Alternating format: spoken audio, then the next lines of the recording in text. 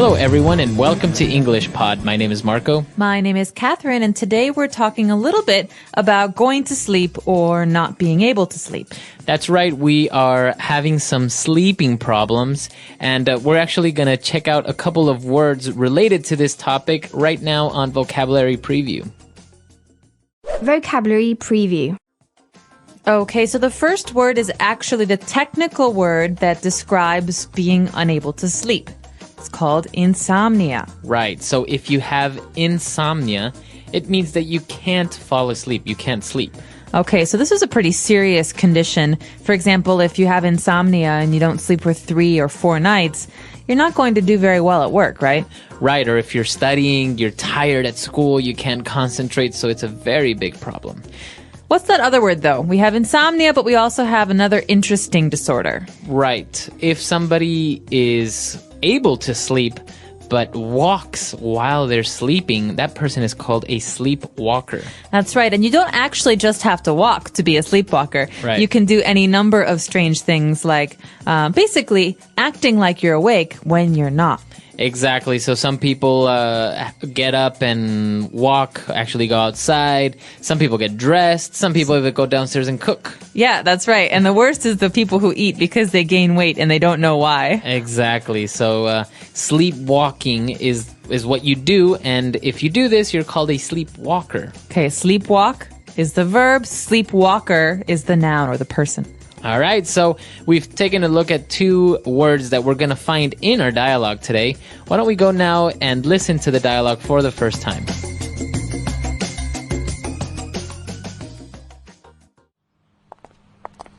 Alex, what's up with you? You look dreadful. Hey, Jill. I don't know.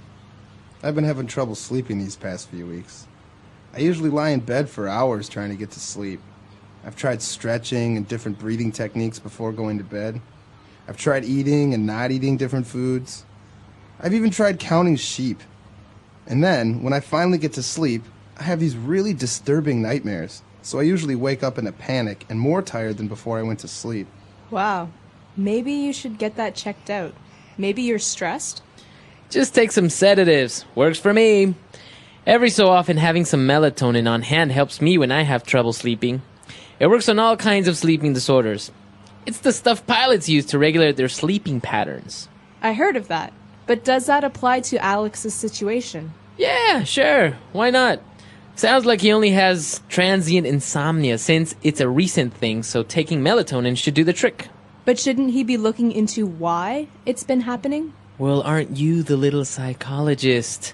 Our buddy's having trouble sleeping. It's easy and curable. It's not something freakish like if he was a sleepwalker. Well, there's that, too.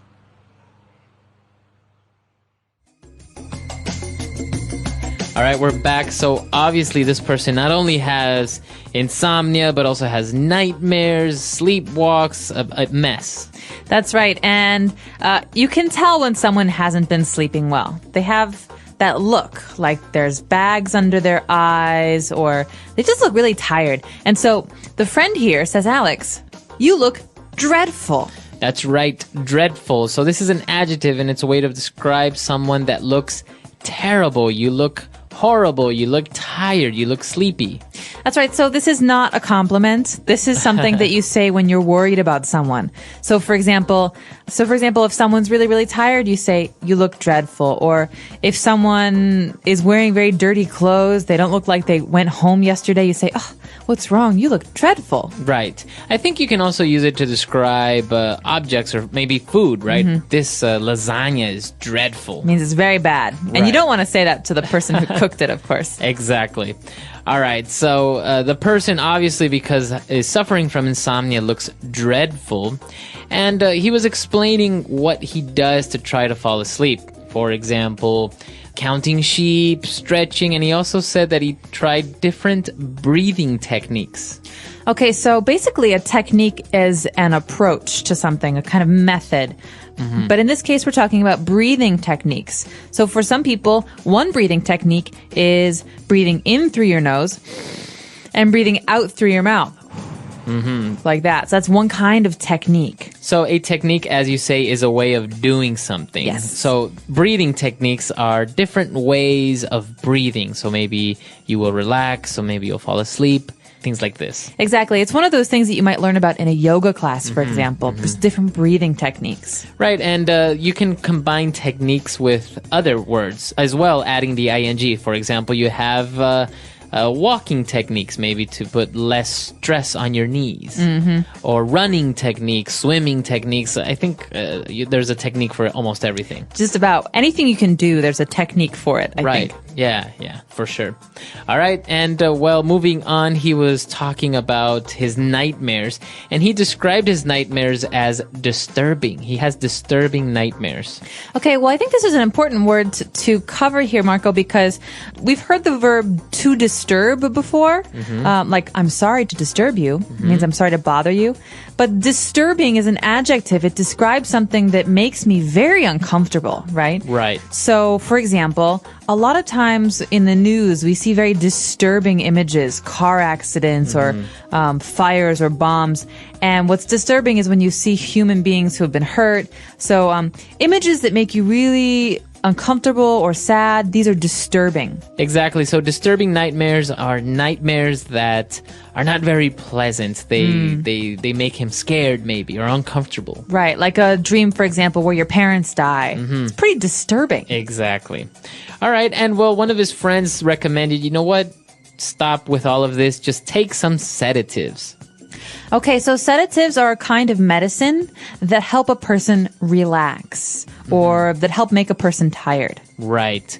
So I think it comes from the verb to sedate. Yes. And basically that is to calm down, to tranquilize. That's right. So in this case, we're talking about a person, but you can also give an animal sedatives. For example, if you want to take your dog on an airplane, the dog needs to relax, you give it some sedatives. Exactly. And I think when he mentioned a specific name of a sedative, it's melatonin.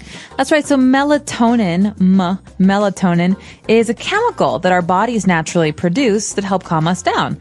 And so a lot of pharmaceutical companies or drug companies sell melatonin in a pill form. It's a chemical that helps you relax. Exactly. So obviously, if you take melatonin, you're going to feel sleepy or you're going to be very relaxed and you're going to fall asleep a lot easier. Well, hopefully. Hopefully. That's right. So, and well, the whole thing that we've been talking about, insomnia, sleepwalking, these are called sleeping disorders. Right, or you might also hear the term sleep disorders. They mean problems with sleeping. So people who either cannot fall asleep, or people who have bad dreams, or people who sleepwalk. Exactly. So a disorder is something of an illness or a condition that is not normal. So for example, as you said, a sleeping disorder or a sleep disorder, it means that you're not able to sleep properly or normally. But there are other kinds of disorders, right? Right. I guess many people have heard of eating disorders. Okay, so that's basically people who do not eat like everyone else. Exactly. So that's what happens with a disorder. All right. So we've taken a look at a lot of vocab. Now it's time for us to take a look at Fluency Builder. But before that, why don't we listen to the dialogue again? Alex, what's up with you? You look dreadful. Hey, Jill. I don't know. I've been having trouble sleeping these past few weeks. I usually lie in bed for hours trying to get to sleep. I've tried stretching and different breathing techniques before going to bed. I've tried eating and not eating different foods. I've even tried counting sheep. And then, when I finally get to sleep, I have these really disturbing nightmares. So I usually wake up in a panic and more tired than before I went to sleep. Wow. Maybe you should get that checked out. Maybe you're stressed? Just take some sedatives. Works for me. Every so often, having some melatonin on hand helps me when I have trouble sleeping. It works on all kinds of sleeping disorders. It's the stuff pilots use to regulate their sleeping patterns. I heard of that. But does that apply to Alex's situation? Yeah, sure. Why not? Sounds like he only has transient insomnia since it's a recent thing, so taking melatonin should do the trick. But shouldn't he be looking into why it's been happening? Well, aren't you the little psychologist? Our buddy's having trouble sleeping. It's easy and curable. It's not something freakish like if he was a sleepwalker. Well, there's that too. All right, we're back. So now we have 3 main phrases for Fluency Builder. Why don't we start with the first one? Okay, so you heard in today's dialogue an interesting phrase. I don't know if it exists in other languages, but in English we say when you're trying to fall asleep, there's a good technique to help you do so. You count sheep. Yeah, I think you see it in cartoons all the time. A person is sleeping, and over that cartoon's head is a little cloud, and you see sheep jumping over a fence, right? So, yeah, basically there's a fence, and you say 1, 2, Right. 3, and the process of counting helps relax a person. And then you fall asleep. Right. So counting sheep, I guess you're not literally out in a field counting sheep. You're just imagining sheep in your head, and you're trying to fall asleep. That's right, counting sheep. All right. And, well, one of his friends recommended that maybe he should go to a doctor. And Jill said that by saying, maybe you should get that checked out. Okay, so to get something checked out, to get it checked out, this means to have a professional give you a suggestion or to have a professional look at something. Exactly. So maybe you should get examined. Maybe you should go to the doctor.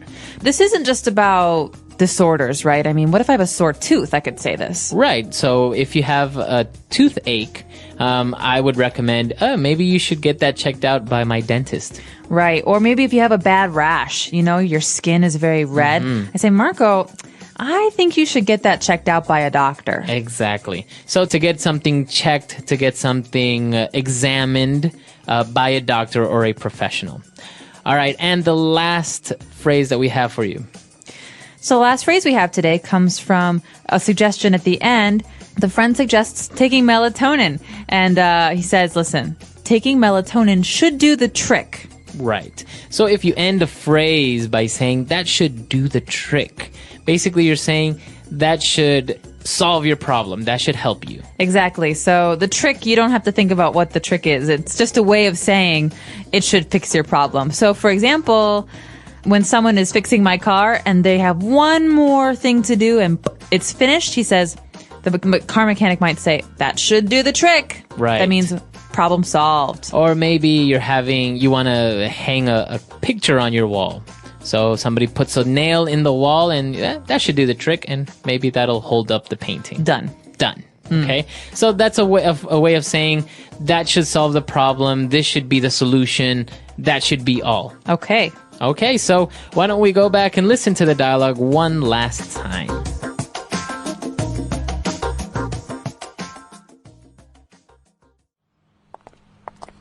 Alex, what's up with you?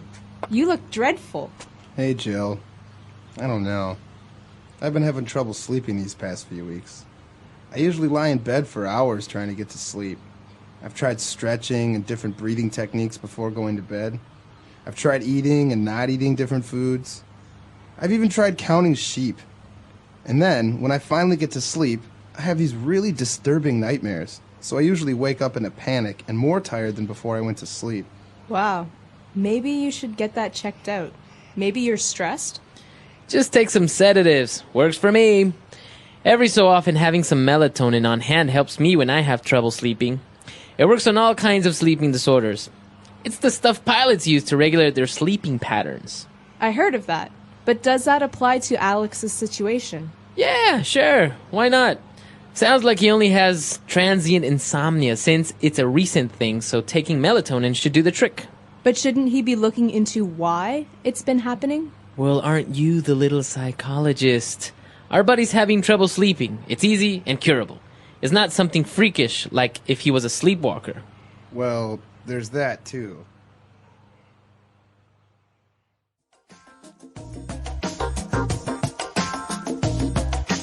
All right, we're back. So talking about dreaming, nightmares, insomnia, all of this, what do you do if you can't fall asleep? I don't really have this problem personally because fall asleep anywhere. I could fall asleep anywhere, anytime.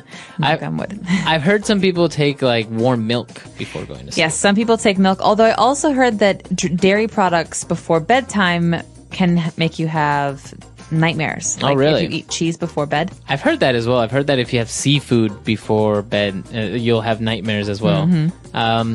But actually, have you ever had a dream when you are doing something and you wake up in the middle of that? Yes. I remember once I was dreaming, I was drinking a soda. And all of a sudden I woke up and I had my hand like in the air, like doing the action of me actually drinking the soda. Actually, sometimes this happens to me when I'm falling asleep. I imagine I'm on a bike or something, and I start to feel myself moving my legs. And I wake up and I'm like, wait, what am I doing? So the brain is very strange, I think, especially in those times when you're kind of asleep and you're kind of awake. Also, when you wake up suddenly, I don't know if other people have experienced this, but you feel like you're falling or something. Yeah. All of a sudden, you just wake up like with a shake. Yeah, your body moves. Yeah, it's really very scary. scary. Your heart starts to beat. I don't know why that happens, though. It's unusual. Well, we're curious to know what your sleep habits are. Do you have a hard time sleeping, or are you like me? It's very easy for you to fall asleep. Let us know at our website, EnglishPod.com. All right, we'll see you guys there. Bye.